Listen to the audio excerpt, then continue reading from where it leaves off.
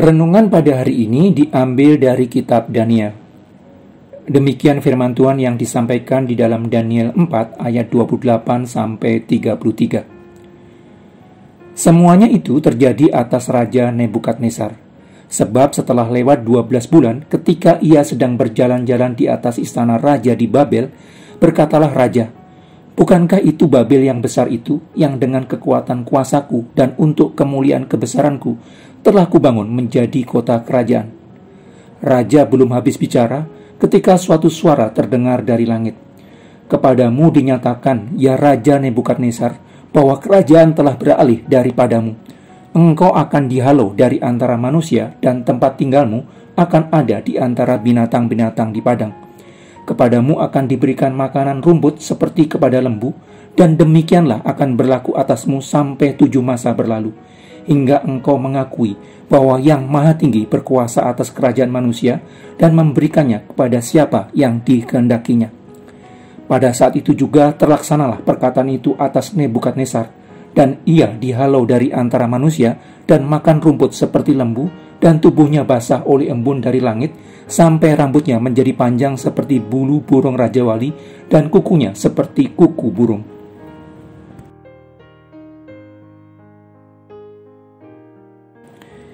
Nebukadnezar, Raja Babel yang merupakan negara adik kuasa pada masanya, yang kekuasaannya meliputi wilayah yang begitu luas, melihat dari atas istana kemegahan fisik Babel yang memang membuat orang bisa berdecak kagum ketika melihatnya. Kekaguman yang sebenarnya lumrah.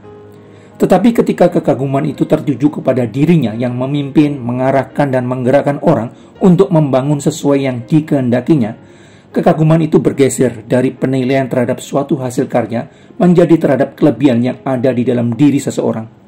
Orang merasa bahwa kecerdasan, kekuatan, energi, dan kebijaksanaannya lah yang menyebabkan keberhasilan pembangunan besar itu. Kekaguman itu berubah menjadi kesombongan, penilaian terhadap diri yang kelewat tinggi. Kesombongan adalah penilaian kelewat tinggi seseorang terhadap dirinya sendiri. Kesombongan merupakan sikap hati. Kepada orang yang sombong, Tuhan menempatkan dirinya dalam posisi berhadapan, menentang. Tuhan menempatkan orang sombong sebagai musuh. Hanya beberapa saat setelah Nebukadnezar menilai terlalu tinggi dirinya, kesadaran Nebukadnezar diambil darinya. Nebukadnezar kehilangan kesadarannya sebagai manusia dan berperilaku seperti binatang. Ketika kesadarannya sebagai manusia diambil darinya, kerajaan Babel dengan segala kemegahannya tetap ada. Wilayah kekuasaan Babel tetap menjadi wilayah yang begitu luas. Rakyat Babel tetap terdiri dari berbagai suku bangsa. Tetapi Nebukadnezar sebagai makhluk yang kehilangan kesadarannya sebagai manusia tidak melihat korelasi Babel dengan dirinya. Binatang tidak memerlukan kemegahan istana maupun kota. Binatang tidak memerlukan pakaian yang bagus dan penampilan yang rapi. Binatang tidak memerlukan makanan yang disajikan oleh koki istana. Sebagai makhluk bertubuh manusia dengan kesadaran binatang, Nebukadnezar makan rumput seperti lembu dan tubuhnya basah oleh embun dari langit, sampai rambutnya menjadi panjang seperti bulu burung rajawali dan kukunya seperti kuku burung.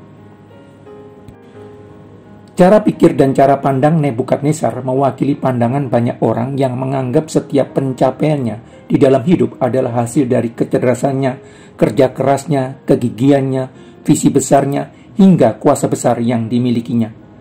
Pandangan umum ini menekankan tentang upaya dan kemampuan diri sebagai hal terpenting di dalam keberhasilan seseorang mencapai sasaran tertentu di dalam kehidupan. Orang menganggap karena kerja kerasnya lah bisa memperoleh prestasi baik, karena kepandaiannya lah orang bisa meraih keberhasilan di dalam pekerjaan, karena pengetahuan dan keterampilannya lah orang bisa memperoleh hasil kerja yang baik. Orang terbiasa bekerja dengan kekuatan sendiri. Orang terlatih bekerja dengan mengandalkan pengetahuan dan keterampilan pribadi. Menjadi hal yang lumrah jika orang percaya juga menganggap bahwa bekerja adalah wilayah pribadinya dan tidak perlu melibatkan Tuhan di dalamnya. Banyak orang menilai terlalu tinggi dirinya. Yang menjadi lebih rumit di dunia modern, penilaian kelewat tinggi terhadap dirinya dianggap baik karena wujud percaya diri. Akibatnya, ketika merasa bahwa prestasinya adalah hasil kerja kerasnya, kecerdasannya, keluasannya, visi besarnya, banyak orang kehilangan kesadarannya sebagai manusia. Kesadaran sebagai manusia diambil dengan berbagai cara. Mereka menjadi mesin produksi walau bertubuh manusia. Mereka menjadi mesin pencetak uang walau bertubuh manusia. Makhluk ciptaan yang menjadi gambar dan rupa Allah telah menjadi makhluk ekonomi walaupun masih bertubuh manusia. Sehingga semua prestasi baik yang sebelumnya dianggapnya sebagai pencapaian pribadinya tidak pernah memberikan kepuasan, menjadi tidak berarti lagi. Orang tidak bisa menikmatinya lagi. Melalui peristiwa ini, Tuhan ingin menunjukkan bahwa Dialah yang berkuasa atas kerajaan manusia dan memberikannya kepada siapa yang dikehendakinya. Karena Tuhan memberikan, maka Nebukadnezar menjadi Raja Babel. Karena Tuhan memberikan berkat-Nya, maka orang bisa bekerja dengan baik dan menghasilkan hasil yang baik. Karena Tuhan memberikan berkat-Nya, maka orang bisa menduduki posisi tinggi di dunia. Sebab, siapakah yang menganggap engkau begitu penting, dan apakah yang engkau punyai yang tidak engkau terima? Dan jika engkau memang menerimanya, mengapakah engkau memegahkan diri seolah-olah engkau tidak menerimanya? Seluruh hasil kerja yang didapat seseorang merupakan anugerah Tuhan. Karena Tuhan membuka jalan dan memberikannya, maka orang mendapatkan hasil tertentu. Bekerja di dalam dunia yang tanahnya terkutuk yang seharusnya hanya menghasilkan semak duri dan rumput duri, ternyata manusia masih bisa menghasilkan sesuatu yang baik dari pekerjaan yang dilakukannya, merupakan anugerah Tuhan semata. Hasil kerja yang diperoleh seseorang merupakan anugerah Tuhan semata. Anugerah berarti Tuhan memberikan apa kepada siapa dalam jumlah berapa. Karena itu, sebagai orang percaya, kita perlu membangun kesadaran bahwa karena kemurahan Tuhanlah kita bisa memperoleh hasil kerja yang baik. Karena kemurahan Tuhanlah kita bisa memperoleh penghasilan yang baik.